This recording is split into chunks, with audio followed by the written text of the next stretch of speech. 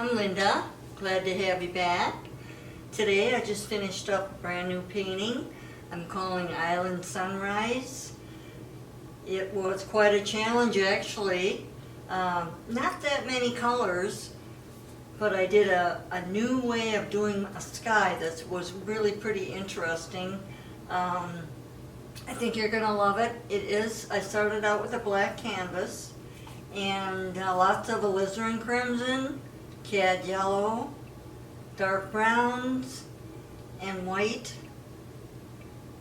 And really that's about it for colors. Burnt sienna, but it was a lot of fun, and I know you're going to love this one. So follow me, pause and paint. So let's get started. So I used a black canvas, which I had painted mine with black acrylic, or you can use black gesso, and then I let it dry completely. And I used liquid white, titanium white, black, Van Dyke brown, dark sienna, alizarin crimson, orange, yellow ochre, cad yellow, and red. And now you see I've got a totally dry canvas, and I've got a piece of masking tape that I've measured from the bottom up about 7 inches. From the bottom up, straight across. That's going to be your main horizon line. So now I'm taking straight cad yellow, maybe with a touch of white, but I'm going to go right in the center of this dry black canvas, and I'm going to do back and forth strokes. And don't be afraid to use quite a bit actually, because that's going to make your sunset. The lightest color of your sunset will be right there. And I would say make a band of probably, I don't know, 2-3 inches maybe. Looks like 2.5 inches, and just go back and forth. You can go all the way to the end, but I didn't. I just went right, maybe left 1.5 inches before I went to the edge. Now I'm doing straight alizarin crimson, and I'm going back and forth, and I'm going right over that tape and just underneath the yellow. I don't want to touch that yellow just yet. So we're going to do alizarin crimson all over that canvas there, except for where the yellow is. Do the edges, follow through with the top, and then come all the way down and do the bottom line, all the way to the bottom. Just put that on there. I would say a pretty good amount, actually. Just work it in, back and forth, until you get all of that black covered. And I keep tapping my brush because I like to start clean just in case there's yellow on it, but just want to make sure there's a good amount on there.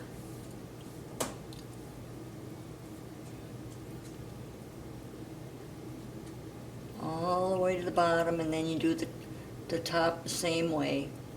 Just right above that yellow there.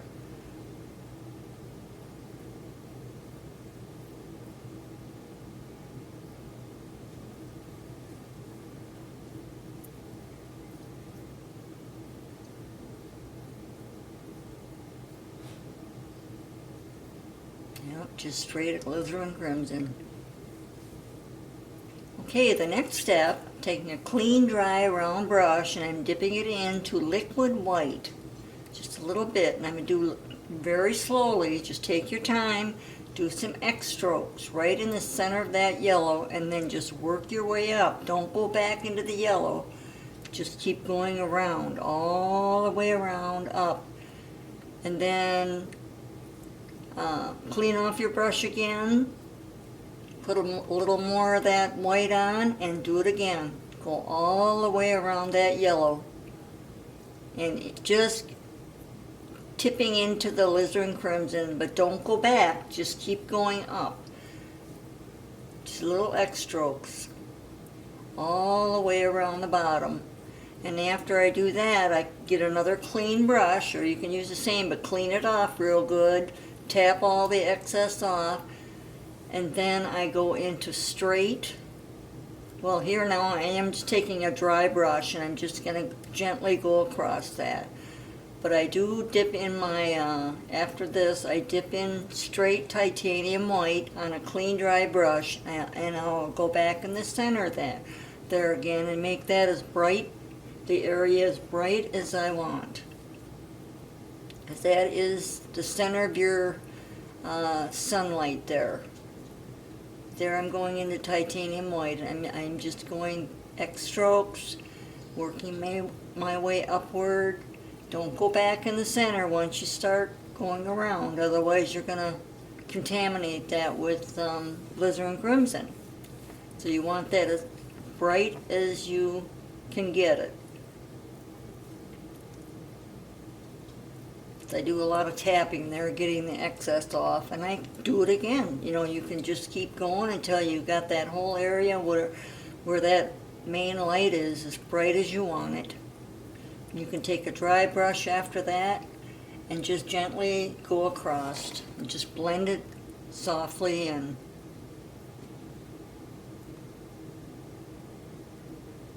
I think I did it 3 times there, just making sure I got a really, really bright center area there.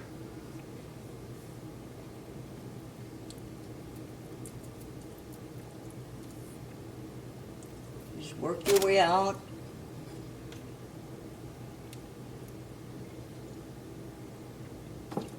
So now I remove the tape,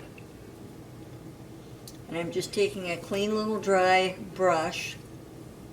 I'm going to blend some of that alizarin crimson up in that area, just enough so you can see where that line is, because that's where your hill or your rock formation is going to start, right there. So I'm just going there with a little bit of the burnt sienna, just a little bit, just to creating a little line there, just so you can kind of see where it's at. So now I'm going into straight cad yellow, because when you touch the alizarin crimson with the yellow, you're going to get that real pretty red color, orangey red.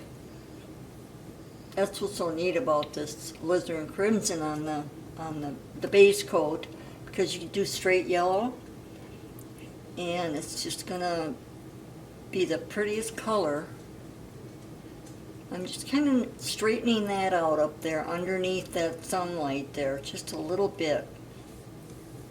I'll be adding some yellow highlights underneath that as I go down. Make sure you wipe off your brush every time, because you're going to have some alizarin crimson on that if you're going to go into yellow. And even dipping into my odorless paint thinner. I'm just going to do some little squiggly lines under there, like little clouds under that bright sun. I'm just using a little fan brush, just lightly creating some little clouds under there.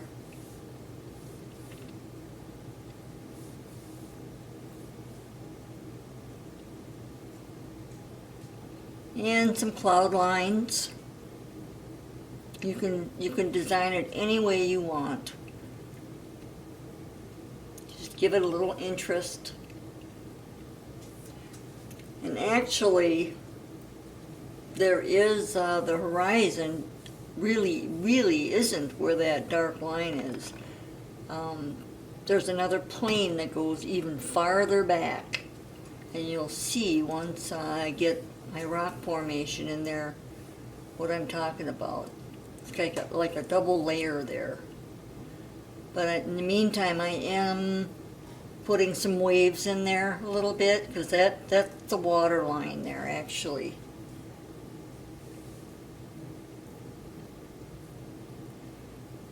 Because right there is where I'm going to be.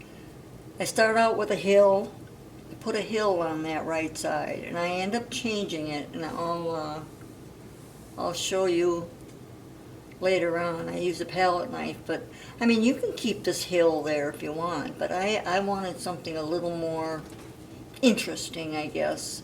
You'll see what I mean, but I'm putting this little baseline there for the hill, or mountain, you might say. Using a little bit of orange and maybe a little bit of yellow ochre. That's the top of the hill there. But like I said, I'm going to be putting a rock formation in there, and it's all going to be covered. But in the meantime, I can't really reverse my video, so I'm going to show you how I made the hill. And if you like it, go ahead, keep it. But there's an easy way to change it if you don't. So now I'm just working on some cloud formations under that sunlight there.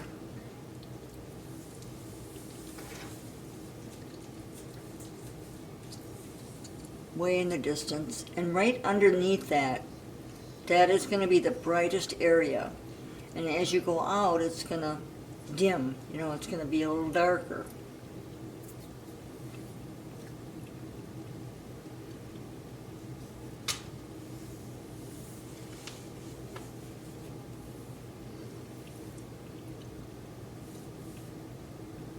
And I just keep working on the lines back there. Actually, part of that is the ocean that goes way far back in the distance. I'm smoothing out some of that orangish color there. In fact, I think I do have a little orange on my brush. Actually, it's not orange. It's yellow and a little bit of orange. Because I didn't want it totally red right there. Now I dipped in some bright red. I'm making a little bit of some tree line back there. Just dabbing in there, just tapping in some little trees back there. And you can see I put the hill in there. But that will change here in a little bit. If you like it, great, keep it. But in the meantime, I'm putting in some waves, putting some light, really bright white with a little yellow mixed with it. And it'll be brighter in the center, because that's where your light is coming down, right there in the center. And I brought some, it looks like orange, but actually it's yellow right on top of that. Alizarin crimson, which, you know, the sky is the reflection, it usually is a reflection in the water. And so everything that the sky has, so it's going to be in the water. Be like a mirror image.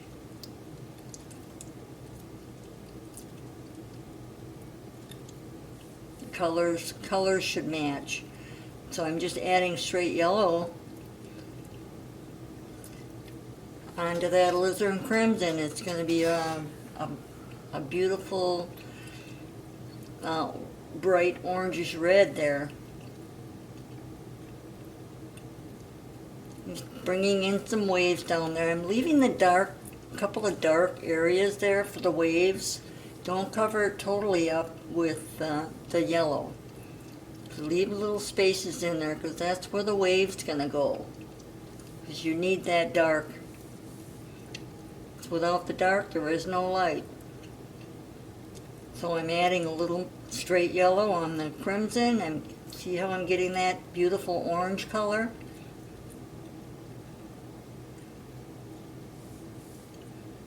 Keeping the outside edges fairly dark. It's not going to be as bright as it is in the center. And I'm using my fan brush and just gliding it over that real soft. See how pretty that looks? Leave some of those dark areas in there. That's what makes it really pretty.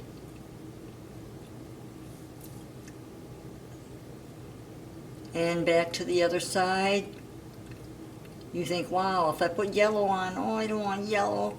But boy, look at the transformation onto that crimson See, I used a little yellow, just a touch of orange, but not much. It just gives a little variation of the reds and the different colors in that water. Now here I'm angling over, I'm just doing a little bit of tide work, like wet sand look. It's something new for me. I end up really, after I buff it out with a dry brush, it all kind of blends together anyway, but it gives different highlight effects in the end, light and dark, and it really gives it some interest.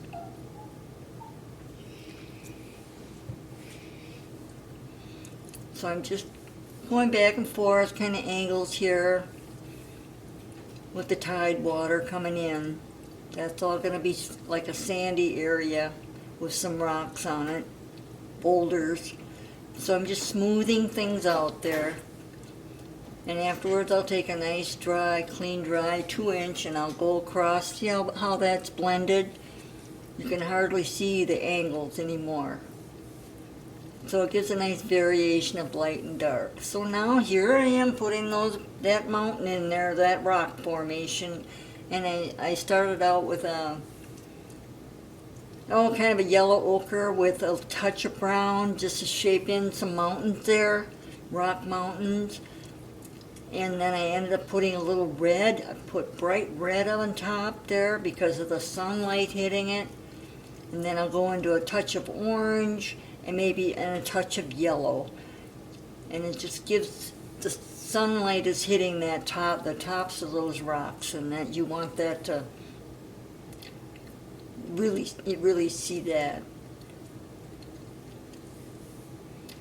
So now I'm figuring out where my wave's going to go. I'm going to have a little wave, but I'm leaving that dark area in there because that's going to be the base part of my wave. I'm going to mix up a little bit of yellow ochre and brown, believe it or not. It's kind of a dirty brown. And just kind of mixing that up with Van Dyke brown, a little bit of yellow ochre there. Just kind of that is going to be the base for your waves. It's like background for the waves in there. It'll give it some depth, and it'll really make those waves pop. So I am mixing it up a little bit, adding a little bit of lighter color there. Because a lot of that dark is going to remain there. How Bob Ross used to say, without the dark there is no light, and that is true. Because if you don't have your dark areas in there, your light colors just won't pop. It'll be kind of blah. So I'm taking a little bit on the corner of I've got a number 4 fan brush. I'm just lightly putting some of that color on my brush, and with the corner of my fan brush I'm just going to do some little circular motions for the underpainting of the waves.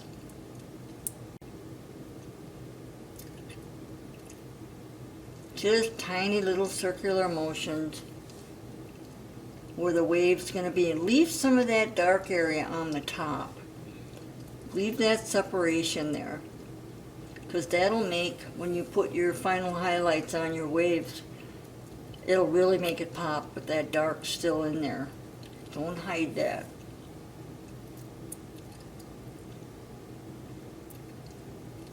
I know there is supposed to be an eye of the wave there, but really it didn't turn out quite the way I wanted it, but it still looked all right.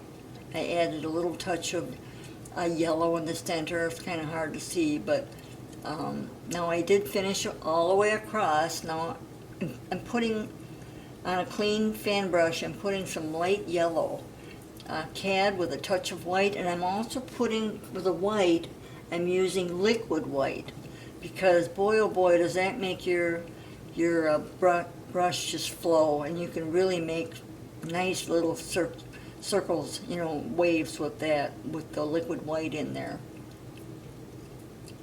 I'm trying to do the eye of the wave, but it's so small.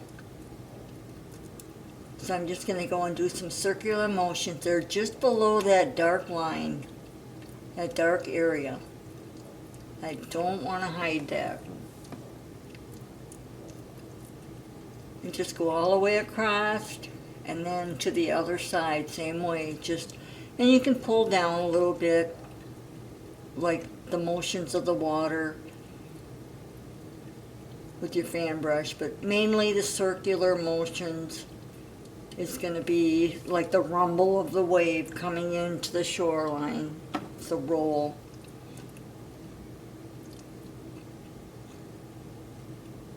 And of course, some of that color is going to mix with your alizarin crimson there that's on your canvas there in the dark part.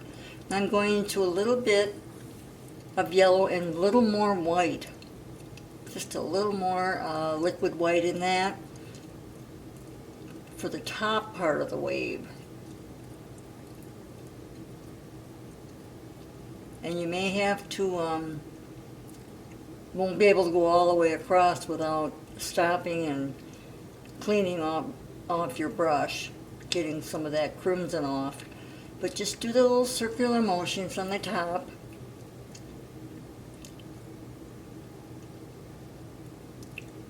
Push up a little bit with your brush.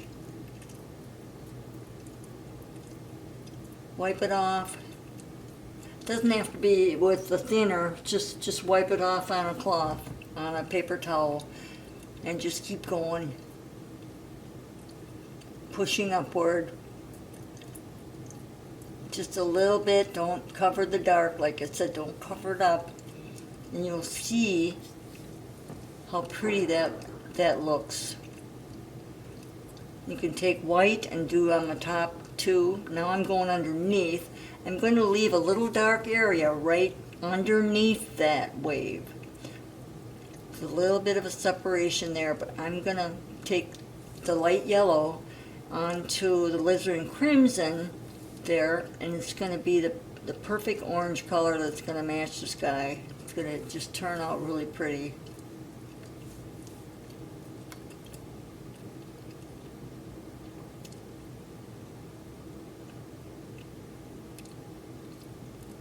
Trying to keep my lines fairly straight. So I don't want to hide that dark.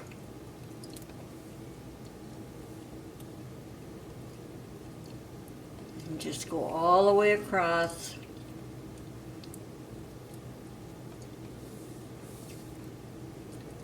Dab your brush in thinner and wipe it off. Dip it back into the yellow onto your crimson, and it'll be the same color.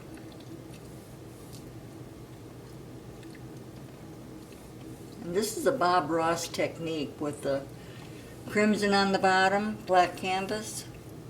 This is one of his awesome techniques. I love this. So now I'm shaping out a rock formation on the left, just kind of etching it out with a little bit of yellow ochre, burnt sienna, just so it's not a real bright color. I'm just etching it out, and then I'm going to take some dark Van Dyke brown on a palette knife. I'm just going to pull down some of that brown over that. If you have to scrape some of that paint off from the wave, you can just scrape it off, and then go ahead and put your brown on there. We'll be highlighting that after a bit, but yeah, make it dark, because it's going to be darker toward the front of the painting as the sky. The sky is dark way up there. You want to mimic the sky. The brightest area is going to be in the middle. So now I'm shaping this rock with a filbert to get that line really nice and crisp.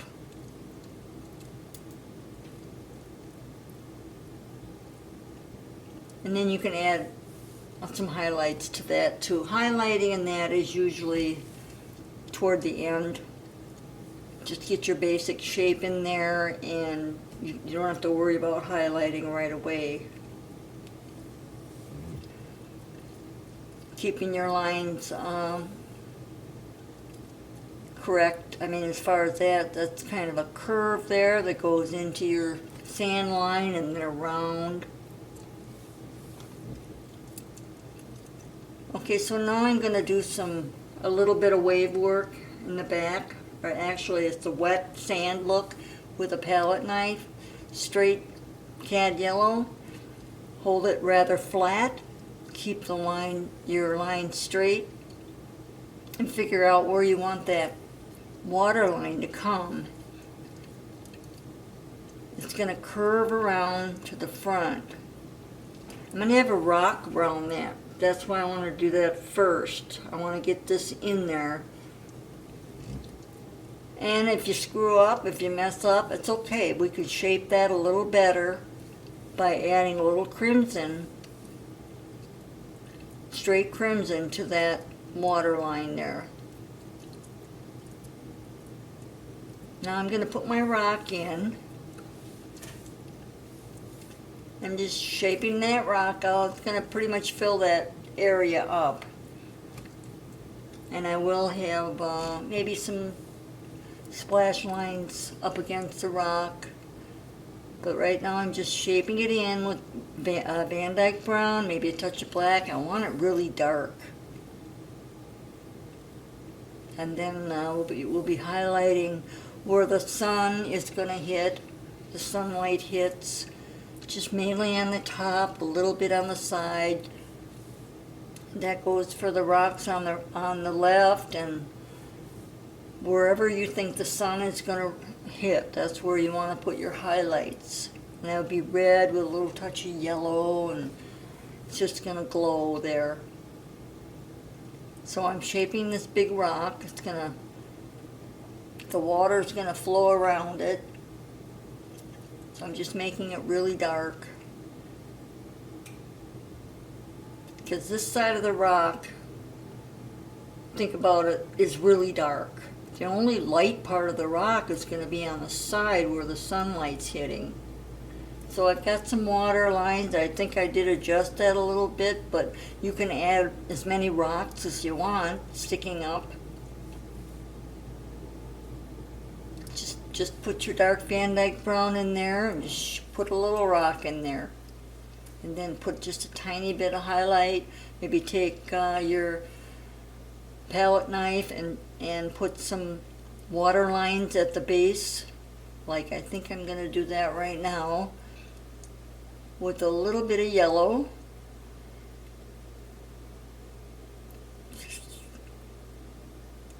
Just at the base of those rocks. Little water lines come out.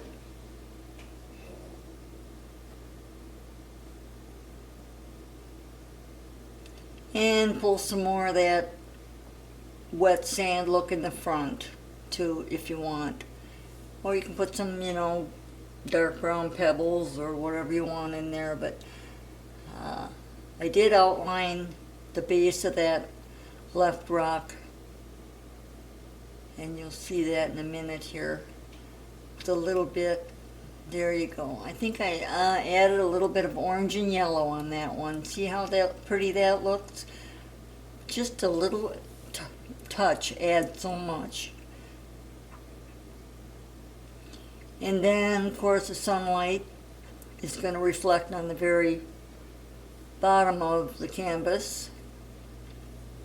So I'm going to just do some little lines of reflections.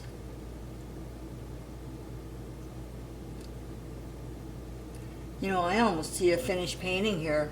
I'm just about coming to the end here. Just adding little lines of reflection with the palette knife. So much fun. And you curve around. Well, I had fun with this one. I really love doing this one. And I hope you do too. So until next time, happy painting and God bless.